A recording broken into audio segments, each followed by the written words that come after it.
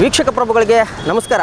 ಬಾಗಲಕೋಟೆಯಲ್ಲಿ ದಿನಾಂಕ 19ರಂದು ಈ ಮಸೂತಿಯಿಂದ ಕಲ್ಲುಗಳು ಬಂದಿರುವಂಥದ್ದು ಅನ್ನುವಂತಹ ಮಾಹಿತಿ ಮೇರೆಗೆ ಶಿವಾಜಿ ಮೆರವಣಿಗೆ 19ನೇ ತಾರೀಕಿನಂದು ಹೋಗ್ತಾ ಇತ್ತು. ಅಲ್ಲಿ ಮಸೀದಿಯಿಂದ ಕಲ್ಲುಗಳು ಬರ್ತವೆ. ಆನಂತರ ಒಂದು ದೊಡ್ಡ ಗಲಾಟೆ ಆಗುತ್ತೆ. ಹಿಂದೂ ಕಾರ್ಯಕರ್ತರು ಒಂದಿಷ್ಟು ಸಭೆಗಳನ್ನು ಮಾಡ್ತಾರೆ. ನಂತರ ದಿನಮಾನಗಳಲ್ಲಿ ಗದ್ದಲ ನೀವು ಗೊತ್ತಿರಬಹುದು.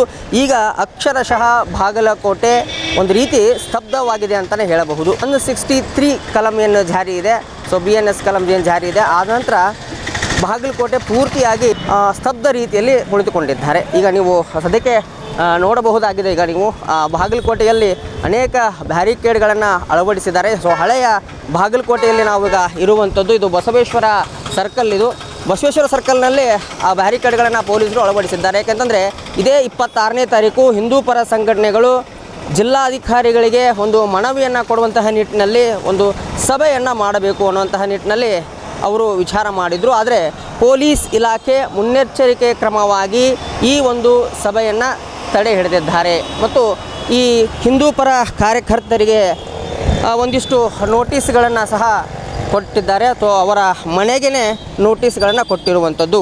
ಅಂದರೆ ಪೊಲೀಸ್ ಇಲಾಖೆ ಅಕ್ಷರಶಃ ಈ ಒಂದು ಪ್ರತಿಭಟನೆಯನ್ನು ತಡೆಯುವಂತಹ ಕೆಲಸವನ್ನು ಮಾಡಿದೆ. ಅಂದರೆ ಬಾಗಲಕೋಟೆಯಲ್ಲಿ ಇನ್ನು ಗದ್ದಲ ಆಗಬಾರದು ಅನ್ನುವಂತಹ ನಿಟ್ಟಿನಲ್ಲಿ ಬಾಗಲಕೋಟೆ ಪೊಲೀಸ್ ಈ ಒಂದು ಪ್ರತಿಭಟನೆಯನ್ನು ಅಥವಾ ಈ ಒಂದು ಸಭೆಯನ್ನು ಸ್ಟಾಪ್ ಮಾಡಿದೆ. ಅಂದರೆ 26ನೇ ತಾರೀಕು ನಂತರ 28ನೇ ತಾರೀಕು PUC ಎಕ್ಸಾಮ್ ಸಹ ಇರುತ್ತೆ. ಸೊ ಹೀಗಾಗಿ ಬಾಗಲಕೋಟೆಯಲ್ಲಿ ಶಾಂತಿ ಸುವ್ಯವಸ್ಥೆಯನ್ನು ಕಾಪಾಡಬೇಕು ಅನ್ನುವಂತಹ ನಿಟ್ಟಿನಲ್ಲಿ ಬಾಗಲಕೋಟೆಯ SP ಅವರು ಈ ಒಂದು ಕಟ್ಟೆಚ್ಚರವನ್ನು ವಹಿಸ್ಕೊಂಡಿದ್ದಾರೆ. ಇನ್ನು SP ಅವರ ತಲೆಗೆ ಒಂದು ಕಲ್ಲು ಸಹ ಬಡಿದಿತ್ತು. ಸೊ ಹೀಗಾಗಿ ಅವರ ರಕ್ತವೂ ಸಹ ಚಿಮ್ಮಿತ್ತು, ಅದು ನೀವು ನೋಡಿರಬಹುದಾಗಿದೆ. ಸೊ ಈಗ ಬಾಗಲಕೋಟೆಯಲ್ಲಿ ನೀವು ಎಲ್ಲಿ ಬೇಕಾದಲ್ಲಿ ನೋಡ್ತಿರ್ಬೋದು, ಪೊಲೀಸ್ ಇಲಾಖೆ ಒಂದು ಗಸ್ತನ್ನು ತಿರುಗ್ತಾ ಇದೆ ಅಥವಾ ಸೆಕ್ಯೂರಿಟಿ ರೀತಿಯಲ್ಲಿ ನಿಂತುಕೊಂಡಿದೆ. ಹೀಗಾಗಿ ಬಾಗಲಕೋಟೆಯಲ್ಲಿ ಶಾಂತಿ ಸುವ್ಯವಸ್ಥೆಯನ್ನು ಕಾಪಾಡಬೇಕು ಅನ್ನುವಂತಹ ನಿಟ್ಟಿನಲ್ಲಿ ಜಿಲ್ಲಾಧಿಕಾರಿಗಳು ಹಾಗೆ ಶಾಸಕರು ಹಾಗೆ ಸಂಸದರು ಮೀಟಿಂಗನ್ನು ಮಾಡಿದರು. ತದನಂತರ ಈ ಹಿಂದೂ ಮುಸ್ಲಿಂ ಮುಖಂಡರೇನಿರ್ತಾರೆ ಅವರ ಸಭೆಯನ್ನು ಸಹ ಮಾಡಿದರು.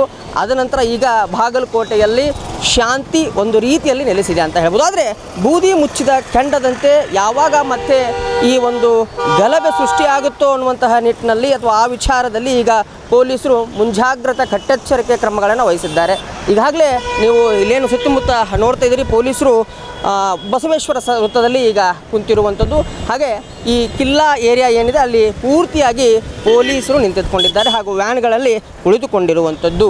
ಅಂದರೆ ಮುನ್ನೆಚ್ಚರಿಕೆ ಕ್ರಮವಾಗಿ ಬಾಗಲಕೋಟೆಯಲ್ಲಿ ಇವತ್ತು ಪೊಲೀಸ್ ಬಿಗಿ ಬಂದೋಬಸ್ತ್ ಇರುವಂಥದ್ದು. ಇನ್ನು 3 ದಿನಗಳು ಈ ನಿಷೇಧಾಜ್ಞೆ ಇದೆ. ಅಂದರೆ 163 ಕಲಂ ಏನಿದೆ, ಸೊ 3 ದಿನಗಳ ಕಾಲ ಇನ್ನೂ ಉಳಿದಿರೋದೆ, ಆನಂತರ ತೆಗಿತಾರೆ ಅನ್ನುವಂತಹ ಮಾಹಿತಿ ಇದೆ. ಸೊ ವಿದ್ಯಾರ್ಥಿಗಳಿಗೆ ತೊಂದರೆ ಆಗಬಾರ್ದು ಅನ್ನುವಂತಹ ನಿಟ್ಟಿನಲ್ಲಿ ಇವತ್ತು ಬಾಗಲಕೋಟೆಯಲ್ಲಿ ಇಷ್ಟೊಂದು ಸ್ಟ್ರಿಕ್ಟ್ ಆಗಿ ಪೊಲೀಸರು ಈ ಒಂದು ಮುನ್ನೆಚ್ಚರಿಕಾ ಕ್ರಮಗಳನ್ನು ಮಾಡ್ತಾ ಇದ್ದಾರೆ. ಇನ್ನು ಈ ಹಿಂದೂ ಪರ ಸಂಘಟನೆಗಳು 26ರಂದು ಒಂದು ಪ್ರತಿಭಟನೆ ಮಾಡ್ತೀವಿ ಅನ್ನುವಂತಹ ನಿಟ್ಟಿನಲ್ಲಿ ಏನು ಸಭೆಯನ್ನು ಸೇರಿದ್ರು. ಹೀಗಾಗಿ ಬಾಗಲಕೋಟೆಯ ಜಿಲ್ಲಾಧಿಕಾರಿಗಳು ಹಾಗೆ ಮಾನ್ಯ SP ಅವರು ಈ ಒಂದು ಸಭೆಯನ್ನು ಅಥವಾ ಈ ಸಭೆಯಿಂದ ಆಗ್ತಕ್ಕಂತಹ ತೀರ್ಮಾನಗಳನ್ನು ನೋಡಿಕೊಂಡು ಈ ಒಂದು ಪ್ರತಿಭಟನೆಯನ್ನು ಸ್ಟಾಪ್ ಮಾಡಿದ್ದಾರೆ ಅಂತಲೇ ಹೇಳ್ಬೋದು. ಇನ್ನು ಜಿಲ್ಲಾಧಿಕಾರಿಗಳಿಗೆ ಈ ಒಂದು ಮನವಿಯನ್ನು ಕೊಡುವಂತಹ ನಿಟ್ಟಿನಲ್ಲಿ ಹೋಗ್ತಾ ಇರುವಂಥದ್ದು. ಸೊ ಅವರನ್ನು ಪೂರ್ತಿ ಪ್ರಮಾಣವಾಗಿ ಸ್ಟಾಪ್ ಮಾಡಿದ್ದಾರೆ. ಈಗ ಸದ್ಯಕ್ಕೆ ಬಾಗಲಕೋಟೆಯ ಬಸವೇಶ್ವರ ವೃತ್ತದಲ್ಲಿ ನಾವಿದ್ದೇವೆ.